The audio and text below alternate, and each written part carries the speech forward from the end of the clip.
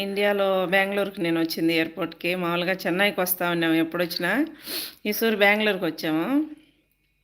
బెంగుళూరులో అడుగుపెట్టి మా తమ్ముడు మమ్మల్ని రిసీవ్ చేసుకునిందాక అస్సలు ఒక సినిమా క్లైమాక్స్ అయితే జరిగింది కువైట్ ఎయిర్‌పోర్ట్‌లో. మా కోయిటోళ్ళంతా ఎయిర్‌పోర్ట్‌కొచ్చారు. ఓళ్ళు ఏడ్సను, కన్నయ్య ఏడ్సను, లోపల ఇమిగ్రేషన్ వరకి ఎళ్ళిపోయి 3 టైమ్స్ ఎనక్కొచ్చేసాడనమాట ఏడుస్తూ కోవిటోళ్ళు కావాలని జెప్పని. అబ్బా!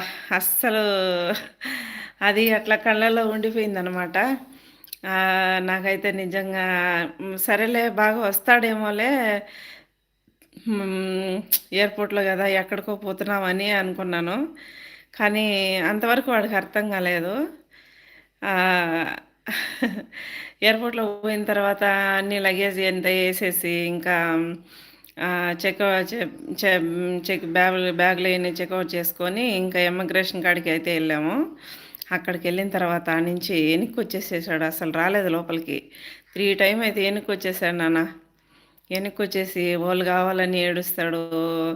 కోయట